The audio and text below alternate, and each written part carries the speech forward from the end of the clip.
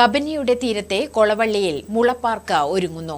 3 acre സ്ഥലത്താണ് bamboo കോർപ്പറേഷന്റെ സഹായത്തോടെ മുള നട്ടുവളർത്തുന്നത്. കബനി നദീതീരത്ത് ജൈവവേലി കൂടിയായി മാറുകയാണ് ഈ മുളന്തോട്ടം.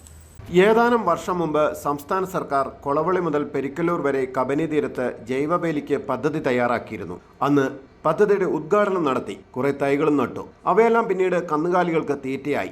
ലക്ഷക്കണക്കിന് രൂപയാണ് ഈ ഇനത്തിൽ പാഴായത്. ഈ സ്ഥലത്ത് നിന്നും അധികം ദൂരെയല്ല പുതിയ മുളന്തോട്ടം ഉയരുന്നത്. 2 വർഷത്തിലധികം പ്രായമുള്ള മുളത്തൈകളെല്ലാം ഇപ്പോൾ വലുതായി തുടങ്ങി. സംസ്ഥാന സർക്കാരിന് കീഴിലുള്ള ബാംബു കോർപ്പറേഷനാണ് മുളത്തൈകൾ നൽകിയത്. മുള്ളൻകൊല്ലി ഗ്രാമപഞ്ചായത്തിനാണ് ഇതിന്റെ പരിപാലന ചുമതല. തൊഴിലുറപ്പ് പദ്ധതിയിൽ ഉൾപ്പെടുത്തിയാണ് പ്രവൃത്തികളെല്ലാം നടത്തിക്കൊണ്ടിരിക്കുന്നത്. മുള്ളൻകൊല്ലി പഞ്ചായത്തിന്റെ അതിർത്തി പ്രദേശമായ കൊളവള്ളിയിൽ വരൾച്ച ഏറ്റവും രൂക്ഷമായ ഒരു പ്രദേശമായതുകൊണ്ട് തന്നെ അവിടെ പഞ്ചായത്തിൻ്റെ അധീനതയിലുള്ള ഏകദേശം 3 ഏക്കറോളം സ്ഥലത്ത് ഒരു ഗ്രീൻ ബെൽറ്റ് നിർമ്മിക്കുക എന്ന ലക്ഷ്യത്തോടു കൂടി മുളകൾ നട്ടുപിടിപ്പിച്ചിട്ടുണ്ട്.